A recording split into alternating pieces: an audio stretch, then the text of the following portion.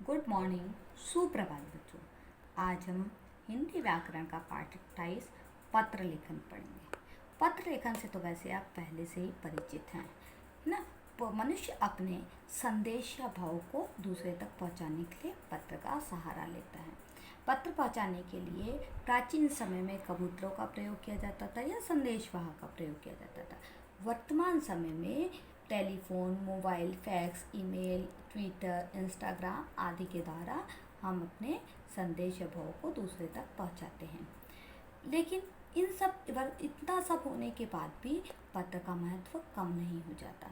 पत्र का महत्व आज भी है। जब हम विद्यालय से छुट्टी लेते समय आवेदन पत्र लिखते हैं या किसी सरकारी कामकाज के लिए पत्र लिखते हैं, तो हम पत्र की महत्ता को जानते हुए कार्य करते हैं। ये पत्र लिखित व स्थायी दस्तावेज होते हैं। पत्र को लिखते समय हमें कुछ बातों का ध्यान रखना चाहिए, जैसे कि पत्र की भाषा सरल व स्पष्ट होनी चाहिए तथा अनावश्यक बातों का उसमें सम्मिलित नहीं किया जाना चाहिए। आयु व संबंध के अनुकूल शब्दावली का प्रयोग करना चाहिए। विचारों की क्रमबद्धता का ध्यान रखना चाहिए। पत्र का उद्देश्य व विषय वस्तु स्पष्ट होनी चाहिए। पत्र में उसके सभी अंगों का प्रयोग करना चाहिए। पत्र के प्रकार। मूल रूप से पत्र के दो प्रकार बताए गए हैं। पहला अनौपचारिक और दूसरा औपचारिक। अनौपचारिक पत्र हम अपने निकट संबंधियों, मित्रों आदि को लिखे जाते हैं। इसमें निजी बातों का समावेश किया जाता है और इसमें कोई नियम कानून या नहीं होते जिसके अधीन हमें यह पत्र लिखा जाना। यह पूर्णतः अपने विचारों पर निर्भर होते हैं, हमें क्या लिखना है, कैसे लिखना है। दूसरा औपचारिक पत्र। औपचारिक पत्र उन्हें लिखे जाते हैं जिनसे हमारा निजी संबंध नहीं होता। इसके कई रूप हो सकते हैं, जैसे प्रार्थना पत्र प्रधानाचार्य को अथवा आवेदन के लिए लिखे जाने वाले पत्र होते हैं। व्यावसायिक पत्र है, व्यापारियों को, कंपनियों, दुकानदारों, प्रकाशकों आदि को लिखे जाने वाले पत्र व्यावसायिक पत्र कहलाते हैं। कार्यालयी पत्र, ये पत्र एक कार्यालय से दूसरे कार्यालय को या किसी व्यक्ति द्वारा सरकारी संस्था, विभाग को या सरकारी अधिकारी द्वारा व्यक्ति विशेष को लिखे जाते हैं। पत्र लिखते समय में निम्नलिखित बातों का ध्यान रखना चाहिए, जैसे पहला पत्र या भेजने वाले का पता, स्थान व दिनांक। पत्र पाने वाले का पदनाम व पता। पत्र के निम्नलिखित 8 अंग होते हैं। पहला होता है पत्र भेजने वाले का पता, स्थान व दिनांक लिखा जाता है। फिर दूसरा पत्र पाने वाले का पदनाम व पता लिखा जाता है। तीसरे में पत्र का विषय लिखा जाता है। चौथा संबोधन या अभिवादन या आशीर्वाद। फिर पांचवा होता है पत्र की विषय वस्तु। छठवां है पत्र की समाप्ति और सातवां हस्ताक्षर से पूर्व की शब्दावली और हस्ताक्षर।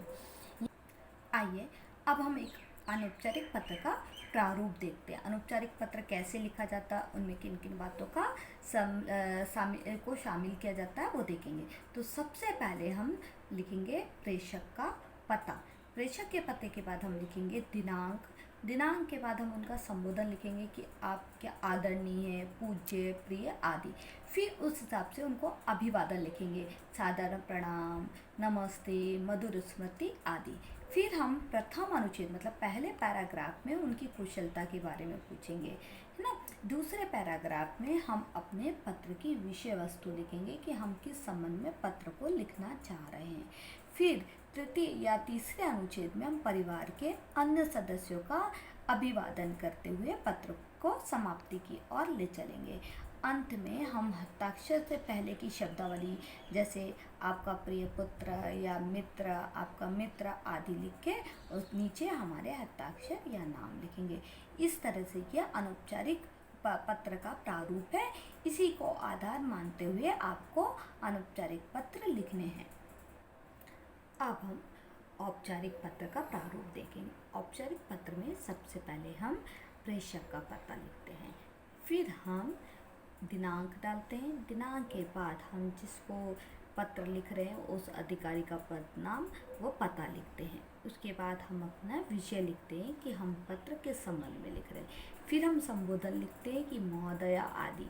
फिर विषय वस्तु हम स्टार्ट करते हैं। जैसे प्रथम अनुच्छेद में हम अपनी समस्या का विवरण देते हैं, फिर दूसरे अनुच्छेद में हम यदि हमारी कोई समस्या है तो अधिकारी से हमारी क्या अपेक्षा, हम उनसे क्या अपेक्षा करते हैं वह देते हैं, और तीसरा हम इसमें समापन करते हैं।